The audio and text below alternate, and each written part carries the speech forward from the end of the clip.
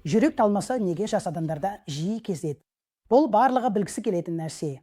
Кардиологтар ретінде біз қазіргі уақытта негізгі қауіп факторларының тым көп екенін сезінеміз. Және стресс бұл үшін ең маңызды қауіп факторларының бірі.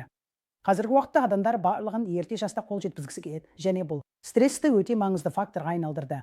Ластану да жүрек талмасымен байланысты. Одан басқа темекі шегу, қант диабеті және гипертония, стресс негізінен жүрек ауруларының басқа маңызды қауіп факторларын, мысалы, қант диабеті мен гипертонияны күшейтеді. Сондықтан стресс негізгі фактор ұйқының жетіспеушілігі, жаттығудың болмауы және кейде аз уақыт ішінде тым көп нәрсені істеуге тырысу. Кез келген адамда көп стрессті тудырады. Бұл темекі шегу әдеттерін арттырады, ішімдік ішу әдеттерін арттырады, өмір салтымызды бұзады. Енді осы оқиғалар тізбегі жас адамдарда жүрек талмасына келеді.